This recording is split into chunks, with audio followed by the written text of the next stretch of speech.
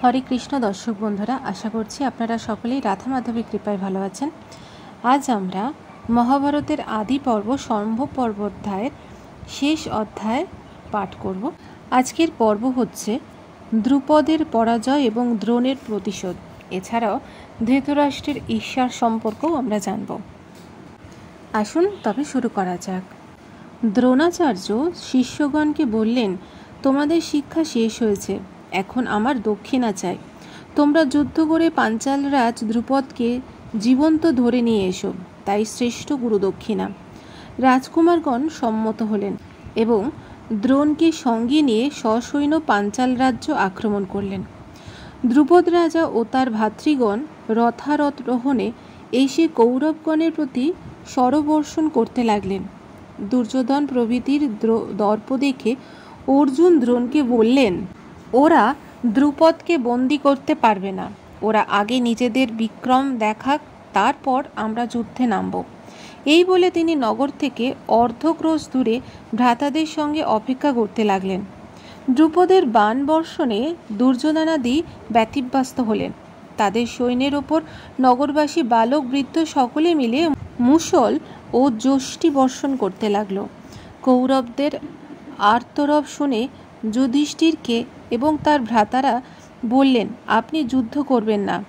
এই বলে তারা রথরোহণে অগ্রসর হলেন।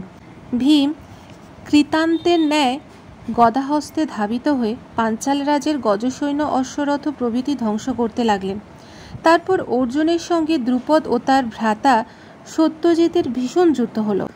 অর্জুনের শরাঘাতে সত্যজিতের অশ্ব ও সারথি বিনষ্ট হল। সত্যজিৎ পলায়ন করলেন। তখন অর্জুন দ্রুপদের ধনু ও রথধ্বজ ছিন্ন এবং অশ্ব ও সারথিকে শরবিদ্ধ করে খড়গহস্তে লম্ফ দিয়ে তার রথে উঠলেন। পাঞ্চাল সৈন্য 10 দিকে পালাতে লাগল। দ্রুপদকে ধরে অর্জুন ভীমকে বললেন, দ্রুপদ রাজা কুরবীরগণ আত্মীয়, তার সৈন্যবধ করবেন না, আসুন আমরা গুরুদক্ষিণা দেব।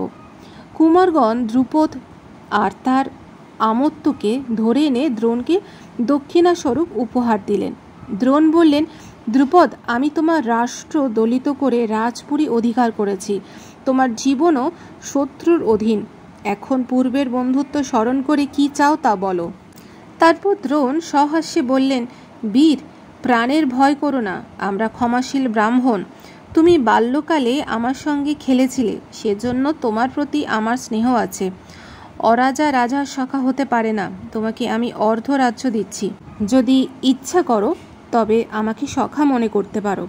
দ্রুপদ বললেন, শক্তিমান মহাত্মার পক্ষে এমন আচরণ আশ্চর্য নয়, আমি প্রীত হয়েছি, আপনার চিরস্থায়ী প্রণয় কামনা করি।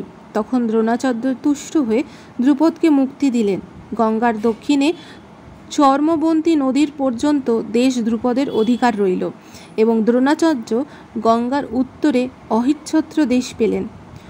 মনক্ষুণ্ণ দ্রুপদ পুত্রলাভের জন্য চেষ্টা করতে লাগলেন। এদিকে 1 বৎসর পরে ধৃতরাষ্ট্র যুধিষ্ঠিরকে যৌবরাজ্য প্রতিষ্ঠিত করলেন। ধৈর্য, স্থৈর্য, অনুষ্ঠরতা, সরলতা প্রভৃতি গুণে যুধিষ্ঠির তার পিতা পাণ্ডুর কীর্তিও অতিক্রম করলেন। বৃকোদর ভীম বলরামের কাছে অশ্বিযুদ্ধ, গদাযুদ্ধ ও রথযুদ্ধ শিখতে লাগলেন। অর্জুন নানাবিধ অস্ত্রের প্রয়োগে পটুতা লাভ করলেন। সহদেব সর্বপ্রকার নীতিশাস্ত্র অভিজ্ঞ হলেন। দ্রোণের শিক্ষার ফলে নকুল অতিরথ, যিনি অসংখ্য শত্রুর সঙ্গে যুদ্ধ করতে পারেন, এবং চিত্রযোধী, যিনি বিচিত্র যুদ্ধকারী নামে খ্যাত হলেন। অর্জুন প্রভৃতি পাণ্ডবগণ বহু দেশ জয় করে নিজেদের রাজ্য বিস্তার করলেন। পাণ্ডবদের বিক্রমের খ্যাতি অতিশয় বৃদ্ধি পাচ্ছে শুনে ধৃতরাষ্ট্রের মন দূষিত হল। দুশ্চিন্তার জন্য তার নিদ্রার ব্যাঘাত হতে লাগল। তিনি মন্ত্রীশ্রেষ্ঠ রাজনীতিজ্ঞ কণিককে বললেন, দ্বিজোত্তম, পাণ্ডবদের খ্যাতি শুনে আমার অসূয়া হচ্ছে, তাদের সঙ্গে সন্ধি বা বিগ্রহ কি কর্তব্য তা বলুন, আমি আপনার উপদেশ পালন করব। রাজনীতি বিষয়ক বিধি উপদেশের প্রসঙ্গে কণিক বললেন, মহারাজ, উপযুক্ত কাল না আসা পর্যন্ত অমিত্রকে কলসের ন্যায় কাঁধে বইবেন, তারপর সুযোগ এলেই তাকে পাথরের ওপর আছড়ে ফেলবেন। যাকে দারুণ কর্ম করতে হবে তিনি বিনীত হয়ে হাস্যমুখে কথা বললেন, কিন্তু হৃদয় ক্ষুরোধার থাকবেন। মৎস্যজীবী যেমন বিনা অপরাধে মৎস্য হত্যা করে, সেই রূপ পরের মর্মচ্ছেদ ও নিষ্ঠুর কর্ম না করে বিপুল ঐশ্বর্য লাভ হয় না। খুরুরাজ, আপনি সকলের শ্রেষ্ঠ, নিজেকে রক্ষা করুন যেন পাণ্ডবরা আপনার অনিষ্ট না করে। এমন উপায় করুন যাতে শেষে অনুতাপ করতে না হয়।